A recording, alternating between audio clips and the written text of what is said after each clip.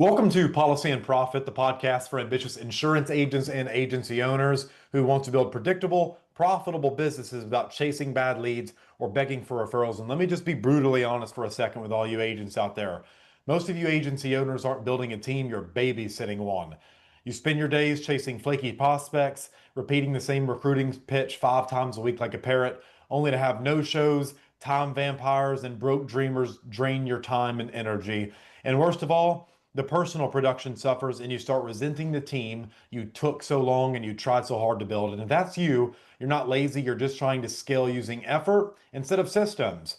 That's why I built the Autopilot Recruiter, a done-for-you system that helps you attract qualified agents, pre-sell them with your story on a funnel, and get them onboarded without doing another live Zoom, sales pitch, or three-way call ever again. It's the same system top recruiters using to grow massive downloads of hundreds without sacrificing their commissions, their time, or their sanity.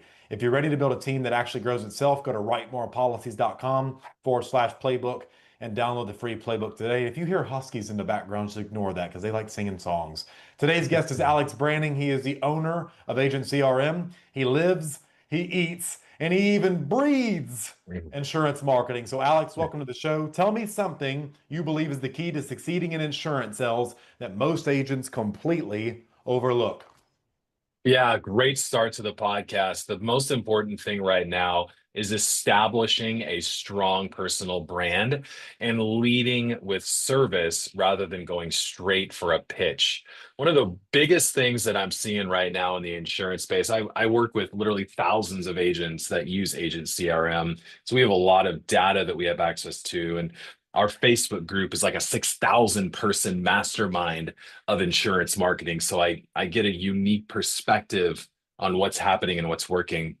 And when you lead off, a Facebook lead fills out a form, and the first thing they hear from you after you, of course, ask for the appointment to help, but if the first thing they hear from you is going right into a sale, then what you're doing is you're establishing yourself as someone to help with the transaction instead of to help with the protection that they're actually looking for.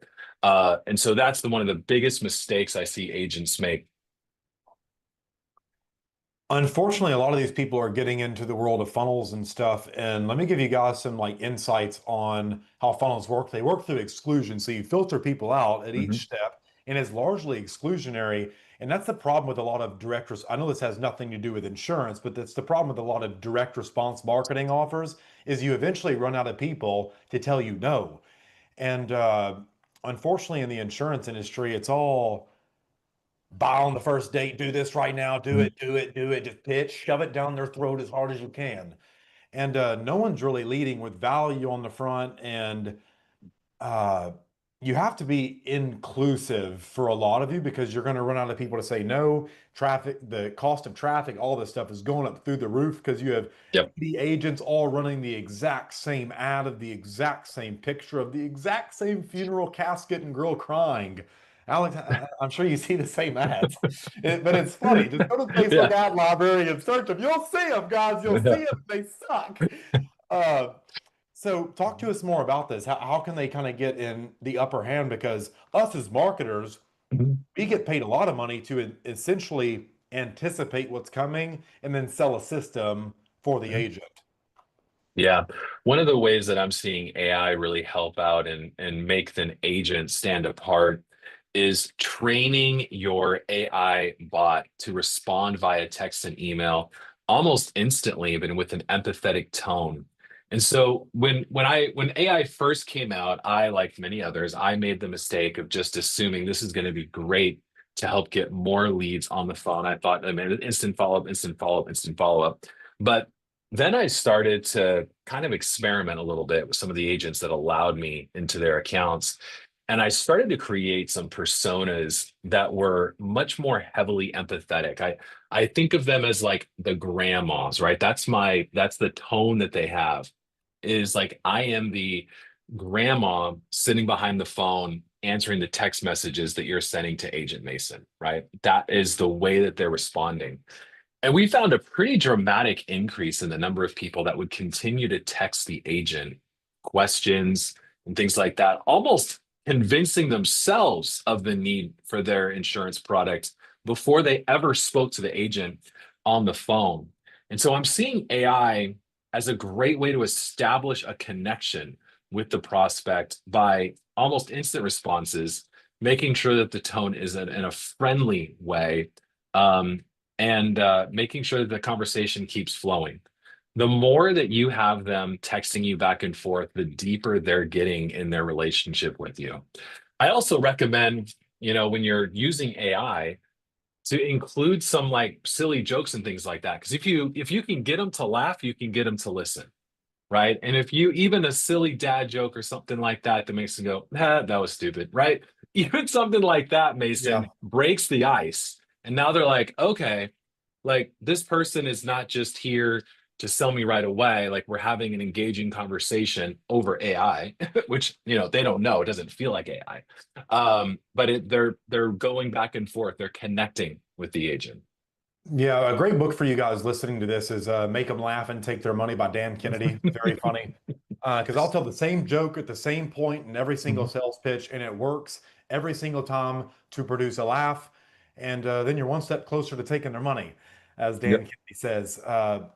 It's really interesting. Some of the AI stuff I did when I was still selling insurance, primarily not just info products, was I would put buffers because no one in their right mind receives a novel that's an instant text back. It's just so a 30-second buffer or a 45-second Yep. buffer to responses. Make it human.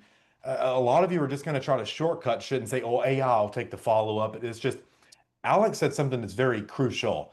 It conversation, right? It must Mhm. feel conversational because I'll tell you how I feel as a red-blooded American getting AI stuff or pitches or anything. I'm like, how dare you insult me as a person and treat me like I don't matter and not get a when I press two to press for English to talk to my phone carrier and then it pisses me off.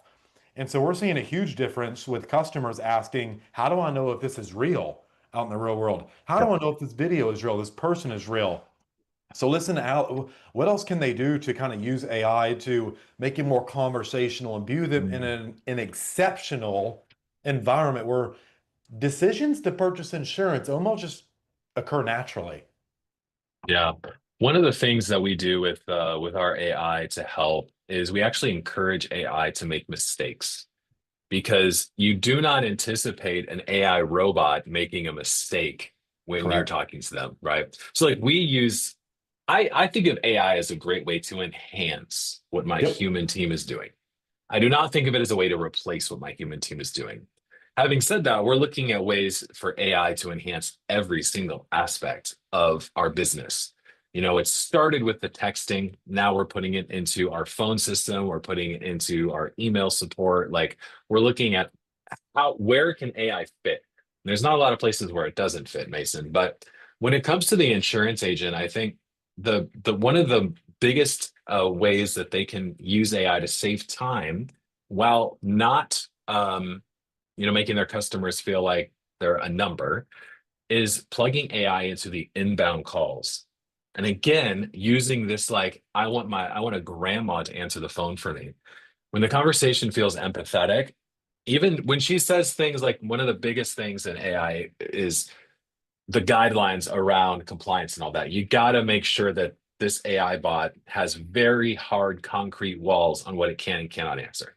And so when they ask a question like, what's this going to cost me?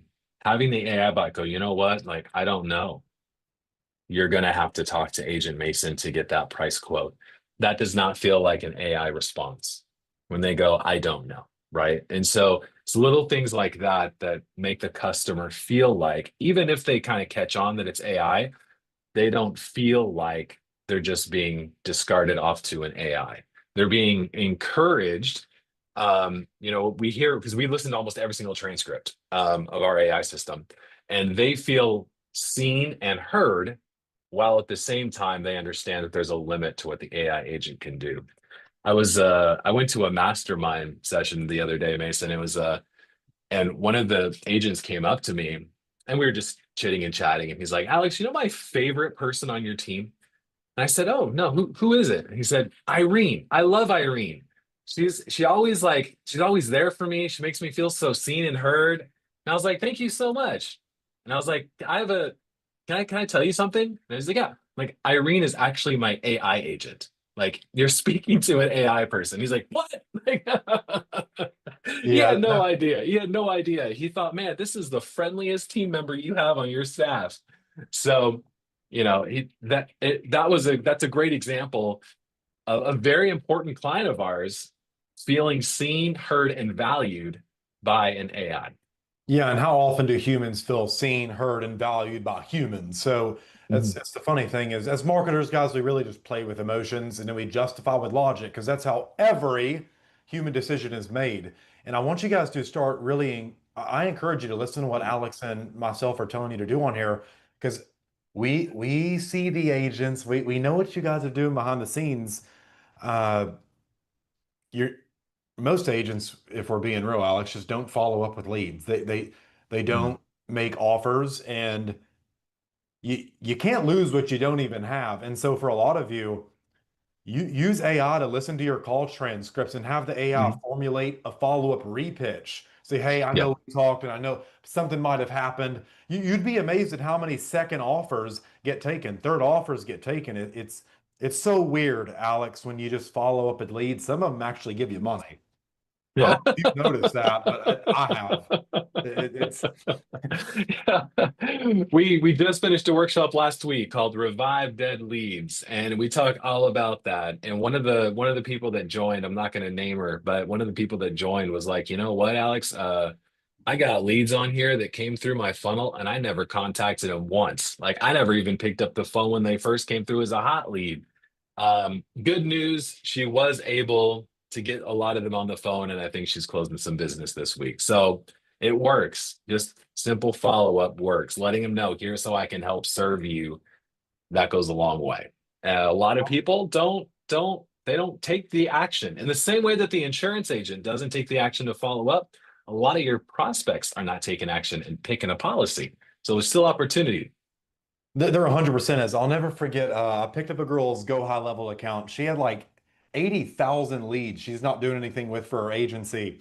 I was like, "Are you okay if I just go in there and make you look like an absolute clown?" She was like, "Oh, just whatever. I want sales." We set up a workflow and an automation to essentially because her agents have been through the CRM. They've blown the accounts up, like called hundreds of times more than likely. So I sent out a mass drip. Um, is essentially, hey, I'm trying to set a record for how long an insurance agent can annoy their clients. How am I doing? And people thought that was funny as hell. She had like hundreds of appointments get booked, round robin onto her team. At like, guys, you can be silly. You can do so many things, but you can't lose what you don't have. Go out there Yep. and just make offers to people. Go out there and make offers to people. Funnily enough, I gave up my CRM to Adam Lindsay. He was running the Forge stuff like that. You guys go do what Agent CRM does. For the longest time, it was just an extra added value to my existing customers. When you're paying 16 grand for a coaching program, you don't want to keep going and buying shit. So I would just give uh, set up accounts with automations that did pretty cool stuff for webinars. But you guys go check out Agent CRM. It's just, I don't want to go have conversations for $97 a month. For a lot of people, it's Mhm. just, I make enough to where I don't have to where I don't want to do that anymore. So you guys go check out Agent CRM. Seriously, it's a fantastic platform. And Yeah. if you look at guys, I'll just give you another thing Alex is doing. I don't even know if you're aware of this, but when Alex says there's thousands of agents on there, it's essentially a de-risk because you Mhm. have to say, well, if thousands of people are using it, it must work for people like me then. And so it's a fan. If you guys can incorporate that into your sales message, thousands of customers use this type of policy. It's a fantastic sales device, but I highly encourage you to go check out Agent CRM. What's one undercover thing you might do with AI that agents might never have thought about? Man, using AI to respond to comments on your social media profiles, those, the so many agents spend a lot of time and they put out really good content, Mason, and then people engage with that content. And it's one of the last things on the to-do list to go and respond to these comments because they're just so busy doing other revenue generating activities that they don't think I should go back to that Facebook post, to that reel that I made and like scan all the comments. But when you post something and then you ghost someone, now they don't feel seen and heard. And so it creates this weird, because it's all insurance is so relational, right? And so if Jane bought a policy from you 2 weeks ago, she's going to feel great about you. Then she comments a couple times, never hears from you on socials. She's starting to feel like you don't care about her. When in actuality, you're just out doing everything else to run your business and stay on top of it. But Jane feels like you're ignoring her. So doing simple things like using AI to respond to comments goes a long way. Uh, Guys, you want, I don't know why people do this, Alex, but in the marketing world, this is common sense. But in the insurance world, it's never talked about it. The conversation in insurance is always buy more leads, make Mhm. more dials. It's always get new customers. And I'm saying, no, dumbass. Why don't you do something with the existing customers that already trusted you enough to pull their wallet out the first time for you? Because it's much easier to get them to pull it out a second, a third, and even a 30th. Okay. Increase LTV at all costs. You should be getting your customers to buy multiple policies from you. But I don't know if you've seen this you'll see a customer that you sold last week call and you're just like, I am not going to answer this because if they cancel pick up the phone, pick up the phone and talk to them. Jesus, dude. So That's what inbound AI is for, though, Mason. You know what? Like, have the inbound AI take the call, look at the that, transcript, and then figure out how am I going to respond to this. Like, so many Jesus, people are dude. scared about it. So yeah, I understand. I understand. Like, look, because you don't want to hop on the phone, man, with you're out there doing revenue generating activities. You get a call from someone who just bought. You're like, am I about to walk into a 1 hour long service call when I got revenue generating activity sitting here that I'm like on momentum for? Let the AI handle that. You stay Yeah. on your flow and then look back at the transcript and see what your client wanted and then serve them as soon as possible.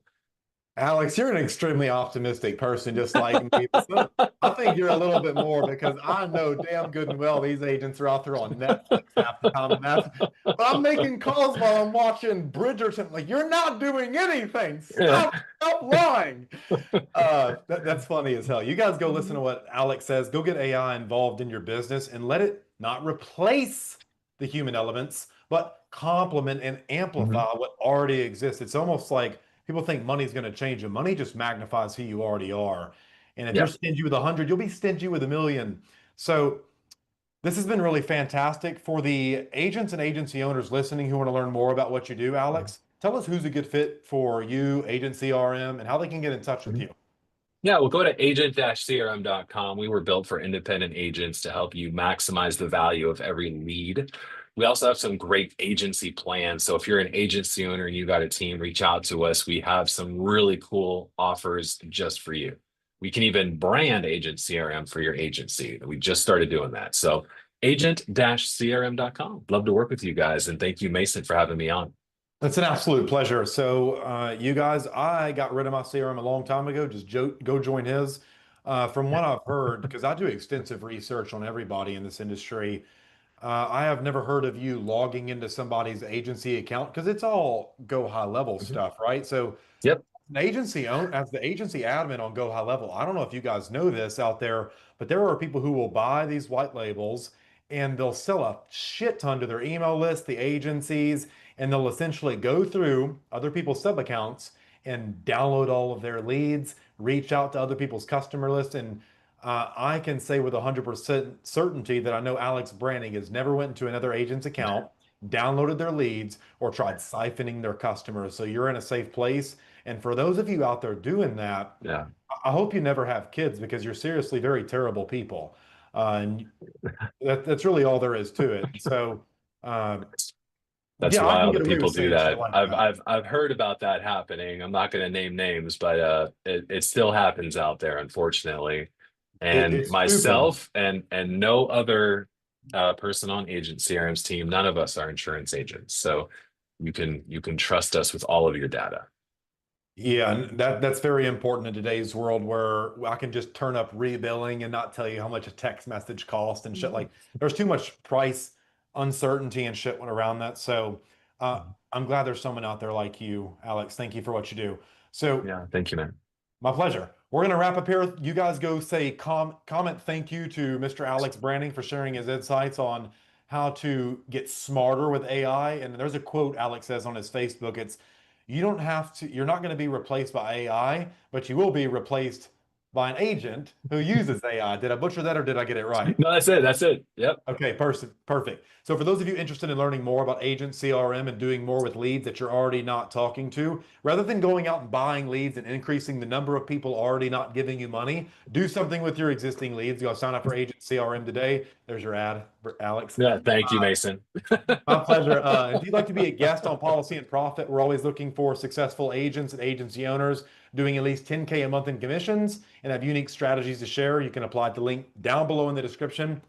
And one more time, if you want to stop dealing with time vampires and start getting people on your team that actually sell policies and actually complement your life and want to recruit the right people the first time on autopilot and fill your agency with rock stars, go to writemorepolicies.com/playbook. Until next time, keep building that commission machine, my friend. Alex, you crushed it, dude. Thank you. Hey, thank you, man. Appreciate that. Appreciate that. It was That was fun a to be fun on here. conversation.